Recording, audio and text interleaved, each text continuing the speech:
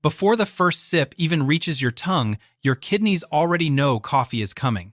Not by taste, not by smell, but through a rapid chain of chemical signals moving through your bloodstream within moments of caffeine entering your body. While most people experience coffee as comfort, warmth, and energy, your kidneys experience something very different: a sudden shift in pressure, circulation, and filtration activity happening deep beneath the surface.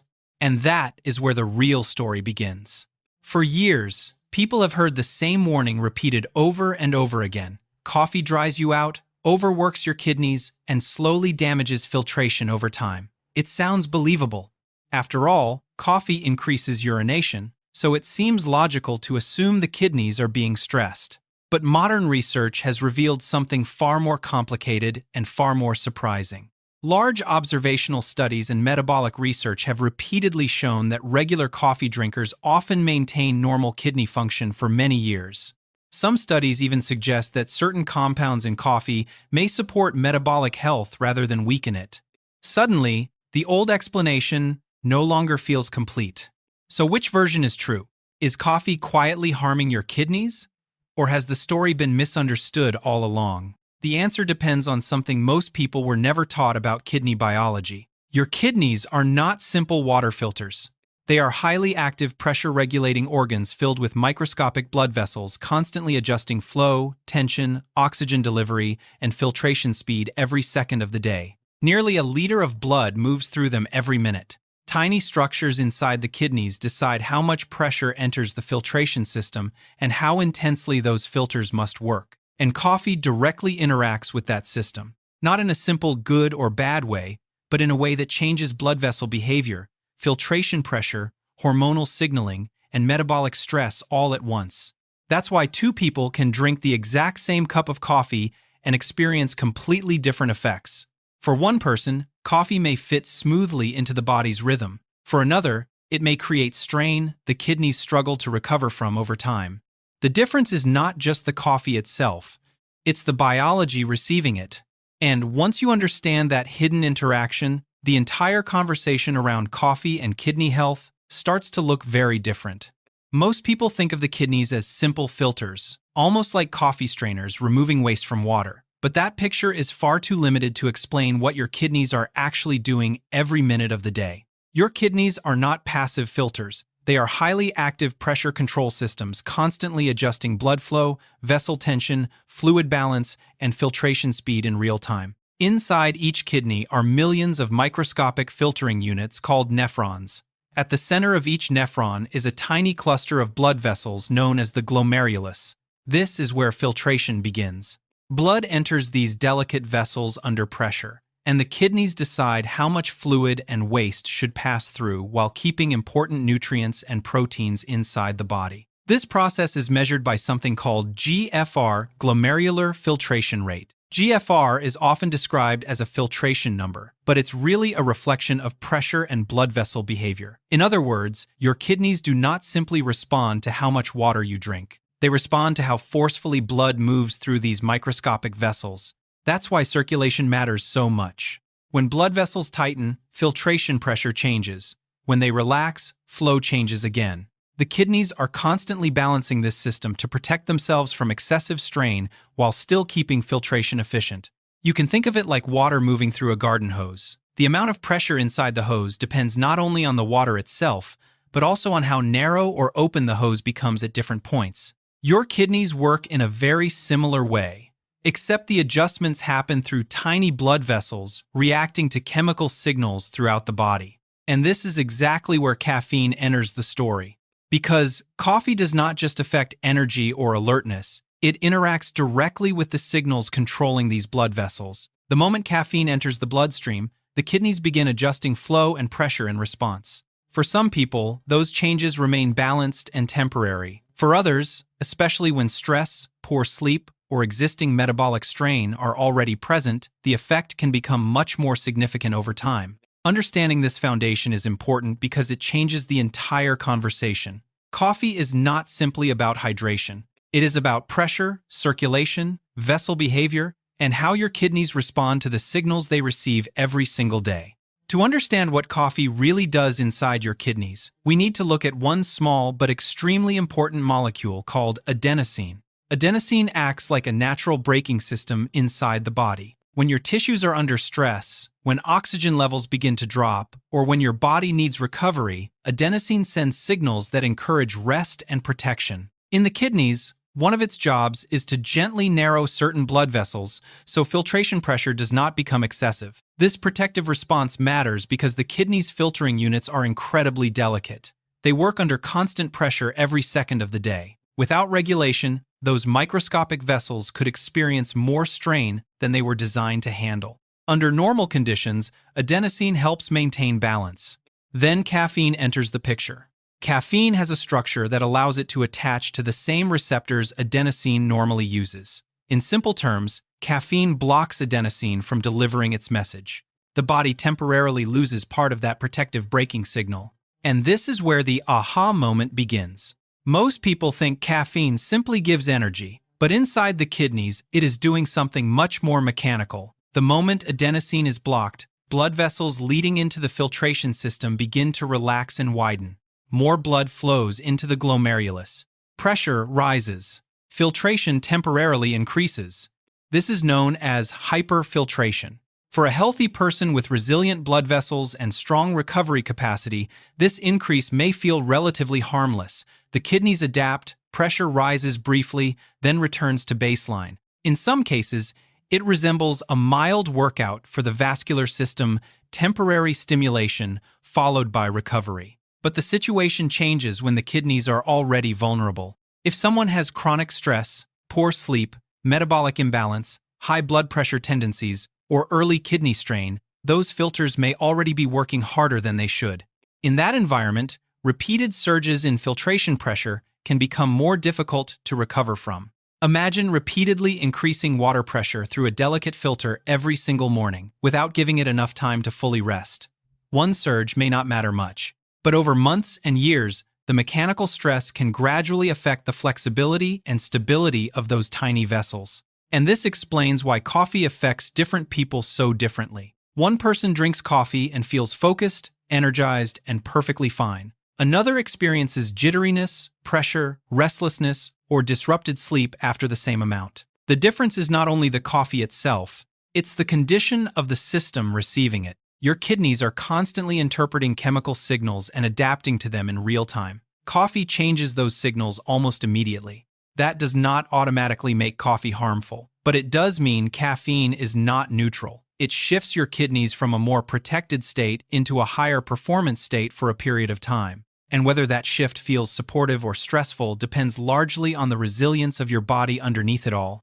At first glance, an increase in GFR sounds like a good thing. If the kidneys are filtering more, it seems logical to assume they are working better. But kidney biology is more complicated than that. Higher filtration is not always a sign of better function. Sometimes it reflects increased pressure rather than improved efficiency. This is what makes hyperfiltration so important to understand. When caffeine temporarily widens the blood vessels leading into the kidney's filtering units, more blood rushes through the glomeruli. Filtration speeds up. For a short period, GFR rises. In a healthy system, the body may tolerate this without difficulty. But pressure always has a cost if it remains elevated too often for too long. Think of it like exercise. A moderate workout challenges the body in a healthy way and is followed by recovery. But if the same tissue is pushed hard every day without enough recovery time, strain begins to accumulate. The problem is no longer the activity itself, it's the constant overload. The kidneys respond in a similar way. Their filtration membranes are incredibly thin and delicate. They are designed to handle steady pressure, not repeated surges without rest. When hyperfiltration becomes frequent, the tiny structures inside the glomeruli may gradually lose flexibility. The filtration barrier can become thicker and less efficient over time. This process develops slowly and quietly. There is usually no obvious sensation telling you it's happening. That's why many people assume everything is fine as long as symptoms are absent. But kidney function is deeply connected to long-term patterns, not just how you feel in a single moment. What makes this even more interesting is that hyperfiltration itself is not automatically harmful. Context matters. A well-rested body with balanced stress levels, stable sleep, good hydration, and healthy circulation may recover from these temporary filtration increases quite effectively. The challenge appears when the kidneys are already under pressure from poor sleep, elevated stress hormones, metabolic imbalance, or chronic inflammation. In that environment, repeated hyperfiltration may slowly shift from temporary stimulation into long-term strain. And this is the deeper scientific reality behind caffeine and kidney filtration. The question is not simply whether filtration increases. The real question is whether the kidneys have enough recovery capacity to handle that increase day after day over many years. This is where the story takes an unexpected turn, because coffee is not just caffeine. In fact, one of the most important compounds in coffee has nothing to do with stimulation at all. It's a natural plant compound called chlorogenic acid, often shortened to CGA. And this changes the entire conversation. While caffeine temporarily increases filtration pressure, CGA appears to work in the opposite direction by helping protect the delicate lining of blood vessels from oxidative stress. That matters because your kidneys are filled with microscopic vessels constantly exposed to pressure, circulation changes, and metabolic activity every second of the day. Oxidative stress is essentially the buildup of unstable molecules created during normal metabolism. Stress, poor sleep, and blood sugar imbalance. When these molecules accumulate faster than the body can neutralize them, they begin affecting sensitive tissues, especially the vascular system. The kidneys are particularly vulnerable because of how much blood flows through them continuously. This is where CGA becomes important. Research suggests that chlorogenic acid may help support the stability of the endothelial lining, the thin inner surface of blood vessels responsible for smooth circulation and pressure regulation. In simple terms, it helps create a healthier environment inside the vessels themselves. You can think of caffeine as temporarily pressing the accelerator, while CGA helps protect the engine from excess wear.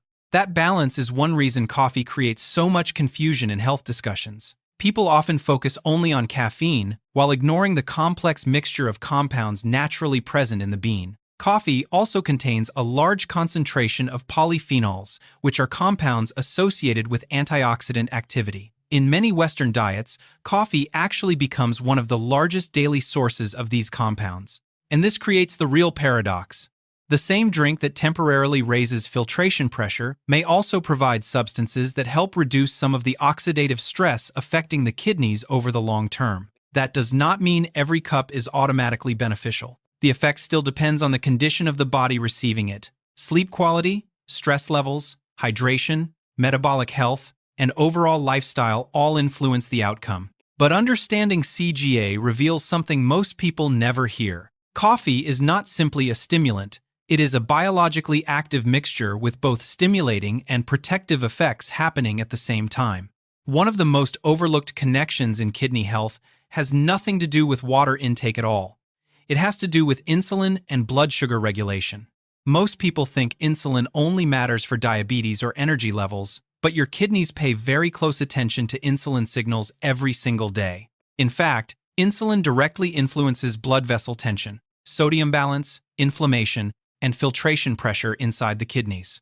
When insulin levels remain elevated too often, the kidneys enter a more strained environment. This usually begins with insulin resistance, a condition where the body gradually becomes less responsive to insulin over time. To compensate, the body releases more insulin to keep blood sugar stable. That extra insulin affects circulation throughout the body, including the tiny vessels inside the kidneys. Pressure regulation becomes less efficient. Fluid balance may shift. Inflammatory activity can increase quietly in the background. And over time, the kidneys may be forced to work harder just to maintain normal filtration. This is why metabolic health and kidney health are deeply connected. And this is where coffee becomes surprisingly interesting. Large population studies have repeatedly observed that regular coffee consumption is associated with a lower risk of developing insulin resistance and type 2 diabetes in many adults. Researchers believe compounds like chlorogenic acid may help improve how the body handles glucose and insulin over time. In simple terms, coffee may support the metabolic environment surrounding the kidneys not by directly fixing the kidneys themselves, but by reducing some of the internal stress that eventually affects them. That distinction matters. The kidneys do not operate in isolation. They constantly respond to signals created by blood sugar stability, inflammation levels, circulation, stress hormones, and sleep quality. When insulin remains more stable, the kidneys often experience a calmer pressure environment as well. You can think of it like reducing background noise in a machine. The quieter and more stable the system becomes, the less strain the filters experience over time.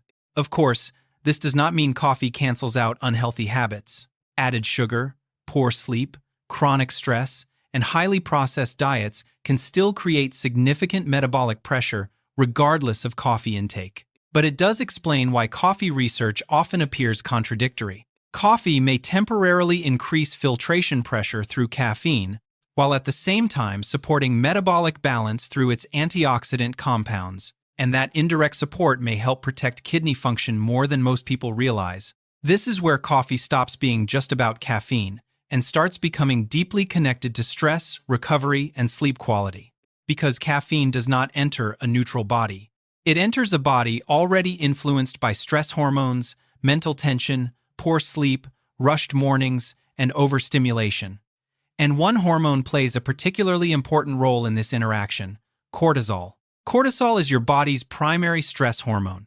In healthy amounts, it helps regulate energy, alertness, blood pressure, and daily rhythm. Naturally, cortisol rises in the morning to help wake you up, then gradually declines later in the day as the body prepares for rest and repair. But modern life often disrupts that rhythm.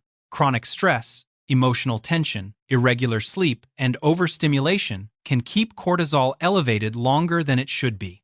When that happens, blood vessels remain tighter, pressure regulation becomes less stable, and the kidneys stay in a more activated state for longer periods. Now add caffeine on top of that. Caffeine already increases filtration activity by blocking adenosine and widening certain kidney blood vessels. But when cortisol is also elevated, the effect can feel amplified. The kidneys are no longer responding to one signal, they are responding to multiple pressure-driving signals at the same time. This creates what you could think of as a double workload. For some people, this combination shows up subtly: feeling overstimulated after coffee, increased restlessness, tension, racing thoughts, or difficulty relaxing later in the day. Others may notice disrupted sleep without realizing coffee timing is part of the pattern. And this leads to one of the most overlooked problems of all: the loss of the kidney's recovery window. During deep sleep, the body shifts into repair mode. Blood pressure naturally lowers, stress hormones decline, and tissues throughout the body finally receive a period of reduced demand. The kidneys depend on this quiet recovery phase to maintain long-term resilience. But late afternoon or evening caffeine can interfere with that process, especially in people who metabolize caffeine more slowly. Even if you fall asleep, the nervous system may remain more stimulated than normal. Cortisol may stay elevated longer into the night. The kidneys continue operating in a more active state when they should be recovering. And when this happens repeatedly, the effect accumulates. Not dramatically, not overnight, but gradually. Tiny amounts of stress on the filtration system may not fully resolve before the next day begins. Then, another cup arrives, another cortisol surge follows, and the cycle repeats again. This is why sleep quality matters so much more than most people realize when it comes to kidney health. Your kidneys are not only shaped by what you drink, they are shaped by whether the body receives enough true recovery between those daily demands. One of the most common beliefs about coffee is that it causes kidney stones. But the science behind this idea is far more nuanced than most people realize. Plain coffee itself is not usually the main problem. In fact, regular coffee can increase urine flow, which may help reduce the buildup of certain mineral crystals over time. The larger issue often comes from what gets added to the coffee, especially large amounts of sugar, flavored syrups, and heavily processed creamers. When excess sugar enters the body repeatedly, it creates additional metabolic stress. Fructose, in particular, can increase uric acid production, which may contribute to conditions that favor stone formation in some individuals. In other words, the hidden problem may not be the coffee itself, but the metabolic environment surrounding it. And this leads to another important question. Why can two people drink the same amount of coffee and react completely differently? The answer partly comes down to genetics, specifically a gene called CYP1A2. This gene helps determine how quickly your body breaks down caffeine. Some people are fast metabolizers. Their bodies process caffeine relatively quickly, allowing stimulation and filtration changes to fade sooner. Others are slow metabolizers, meaning caffeine remains in their bloodstream much longer. That difference changes everything. A fast metabolizer may drink coffee in the afternoon and sleep normally a few hours later. A slow metabolizer may still have significant caffeine circulating late into the night, even from the exact same cup. This also affects how the kidneys experience caffeine-related pressure changes. For slow metabolizers, the filtration system may remain in a stimulated state for a longer period of time. They may notice stronger reactions like jitters, restlessness, rapid heartbeat, or disrupted sleep after relatively small amounts of coffee. These reactions are not personality traits. They are biological differences in how the body handles caffeine. And this explains why coffee research often appears contradictory. One group may tolerate coffee very well, while another experiences far more strain from the same exposure. Coffee is never just about the drink itself. It's about the biology, genetics, stress levels, sleep quality, and metabolic condition of the person drinking it. Your kidneys follow your daily habits more closely than most people realize. Every cup of coffee creates a ripple effect inside the body, and the smartest approach is not avoiding coffee completely. It's learning how to drink it in a way that works with your biology instead of against it. The first habit is simple but powerful. Drink water before coffee. Overnight, your body naturally loses fluids through breathing and normal metabolism. Starting the morning with coffee before rehydrating can make the body feel more stressed than supported. A glass of water first helps stabilize circulation and gives your kidneys a smoother environment before caffeine enters the system. Think of it as preparing the body instead of shocking it awake. Timing matters just as much. Many people reach for coffee during moments of high stress, tight deadlines, or emotional pressure. But this is when cortisol, the body's stress hormone, is already elevated. Adding caffeine on top of that creates a stronger internal pressure response. The kidneys and blood vessels feel that shift immediately. Instead of becoming focused and energized, some people feel jittery, tense, or mentally overstimulated. A calmer internal state allows coffee to act more gently on the system. This is also why late-day coffee can quietly create problems most people never connect to their kidneys. Your body depends on deep sleep for repair and recovery. During the night, the kidneys reduce their workload and begin restoring microscopic stress that builds throughout the day. But caffeine consumed too late can interfere with that repair window, especially in people who metabolize caffeine slowly. You may still fall asleep, yet the quality of recovery becomes weaker. Over time, that missed recovery adds up. A simple rule helps. Keep coffee earlier in the day whenever possible. The way coffee is prepared also changes how the body responds. Using a paper filter is one of the easiest improvements you can make. Paper filters reduce certain compounds naturally found in coffee oils that may place extra strain on blood vessels over time. It's a small adjustment, but repeated daily habits create long-term effects. And then there's the part many people overlook completely. What gets added to the coffee? For most healthy adults, black coffee itself is usually not the biggest issue. The real metabolic stress often comes from large amounts of sugar, flavored syrups, whipped toppings, and artificial creamers. These additions create rapid glucose and insulin spikes that place more pressure on the body than caffeine alone. What begins as coffee slowly turns into a dessert disguised as a beverage. Cleaner coffee tends to create cleaner metabolic signals. What makes all of this important is consistency. The kidneys respond less to one single cup and more to the pattern repeated day after day. Small decisions, hydration, timing, sleep, preparation, ingredients quietly shape how your body adapts over months and years. Coffee itself is not automatically good or bad. It behaves differently depending on the environment you create around it. For some people, it becomes a helpful routine that supports focus and metabolic balance. For others, especially when combined with stress, poor sleep, dehydration, and excess sugar, it becomes another source of pressure the body must constantly manage. Your biology is always paying attention, even when you aren't thinking about it.